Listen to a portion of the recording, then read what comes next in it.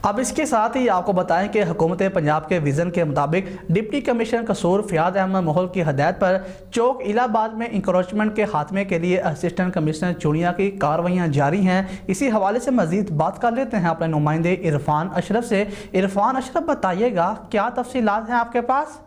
जी बिल्कुल, हुकूमत पंजाब के विज़न के मुताबिक डिप्टी कमिश्नर कसूर फ़याज़ अहमद मोहल की हदायत पर चौक इलाहाबाद में इंक्रोचमेंट के खात्मे के लिए असिस्टेंट कमिश्नर चुनिया की कार्रवाइयाँ जारी। असिस्टेंट कमिश्नर खुर्रम ईद ने इलाहाबाद में मुतअद्दिद दुकानों के आगे से इंक्रोचमेंट को हटा दिया और नाजायज़ तजावुज़ात करने वालों को भारी जुर्माने आयद करके मुतअद्दिद दुकानों को सील कर दिया गया। दुकानों के आगे नाजायज़ तजावुज़ात को हटाकर सामान भी अपने कब्ज़ा में ले लिया। असिस्टेंट कमिश्नर चुनिया खुर्रम ईद ने क्रेन के ज़रिए दुकानों के आगे से पुख्ता थड़े उखाड़ दिए और मज़ीद वार्निंग जारी की। दोबारा नाजायज़ तजावुज़ात कायम होने की सूरत में सख्त कानूनी कार्रवाई की जाएगी।